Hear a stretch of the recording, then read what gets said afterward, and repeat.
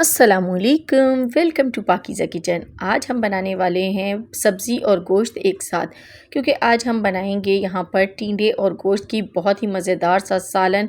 बहुत ही simple recipe है, खाने में बहुत ही मज़ेदार होगी। इसे आप दावतों में भी बना सकते हैं और विलेज स्टाइल ये रेसिपी है। किस तरह बनती है, चलिए बनाना स्टार्ट करते हैं। बिस्मिल्लाहिर्रहमानिर्रहीम। तो यहाँ पर सबसे पहले एक पॉट लिया, उसमें कुकिंग ऑयल डाल दिए गर्म होने के लिए हस्ब ज़रूरत। यहाँ पर 2 मेरे पास तेज़ पत्ते हैं, एक बड़ी इलायची है, 3 लौंगे हैं और एक दालचीनी की स्टिक है। इसको कुकिंग ऑयल में डालेंगे और गर्म होने देंगे। मसाले तेल में जब कड़कड़ाने लगें तो इसमें प्याज शामिल कर देंगे। 3 अदद प्याज़ें हैं जिनको रफली कट कर लिया है। मीडियम साइज़ की ये प्याज थी, तो ग्रेवी आपको जितनी बनानी है उस हिसाब से ही प्याज डालनी होती है। तो यहाँ पर मैंने इसमें प्याज डाल के और इसको फ्राई करूँगी। चम्मच लगातार चलाएंगे ताकि कलर ये एक जैसा आ जाए। प्याज पे देखें कलर आना शुरू हो गया है, डार्क ब्राउन कलर नहीं देना इसको। अब इसके अंदर हम मटन ऐड कर देंगे। तो आज मैं आपको मटन टिंडे की रेसिपी दे रही हूँ। बकरे के गोश्त और टिंडे बहुत ही मज़ेदार बनते हैं और ये अफादियत से भी भरपूर होते हैं। इसे खाने के भी बहुत फ़ायदे हैं। तो बकरे का गोश्त जो है वो मरीज़ भी इस्तेमाल कर सकते हैं। तो बस यहाँ पर आपने इसको अच्छी तरीके से भून लेना है प्याज के साथ, ताकि इसका जो स्मेल होती है वो दूर हो जाए। बकरे के गोश्त में थोड़ी सी होती है।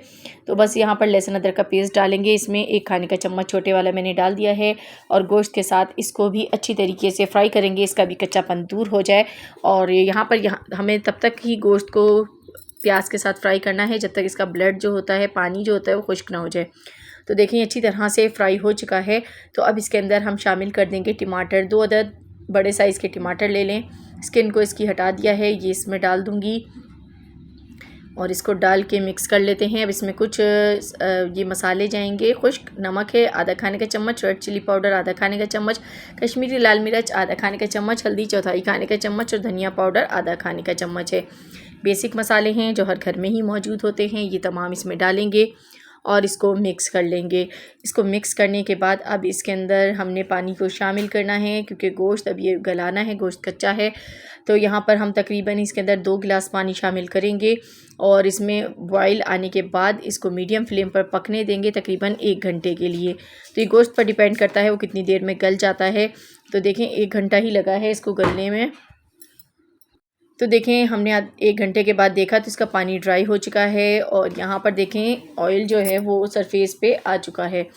तो यहाँ पर अब हम इसमें टिंडे शामिल करेंगे। मैंने हाफ़ केजी टिंडे लिए हैं, स्किन को इसकी रिमूव करके और इसके पीसेस बना लिए हैं। तो बस ये इस तरीके से आपने डाल के इसके साथ अच्छी तरह से भूनना है। जब हम इसको इसमें डालेंगे तो टिंडे भी अपना थोड़ा सा पानी छोड़ेंगे, तो इसको पकने में तकरीबन 4 मिनट लग जाएंगे। तो ये देखें 4 मिनट के बाद आप देख सकते हैं बहुत अच्छे से भुनाई हो चुकी है यहाँ पर टिंडे गोश्त की। तो अब इसके अंदर ग्रेवी के लिए पानी शामिल करेंगे। तो मैंने यहाँ पर इसमें तकरीबन 2 गिलास पानी शामिल करूँगी।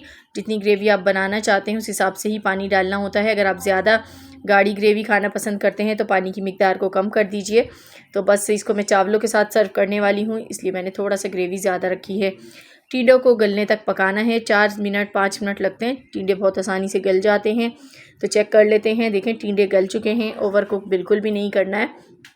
टिंडे जो है थोड़े से खड़े रहें तो ही अच्छे लगते हैं, बहुत ज़्यादा गले हुए टिंडे पसंद नहीं करते हम लोग। तो बस यहाँ पर लास्ट में आपने इसमें मिर्चें डालनी हैं, हरी मिर्चें, और जो साबुत गरम मसाले हैं इनको ऊपर से रिमूव कर देंगे, क्योंकि ये सिर्फ खुशबू के लिए इस्तेमाल किए जाते हैं। और यहाँ पर इनको मैं हटा दूँगी जो ऊपर नज़र आ रहे हैं।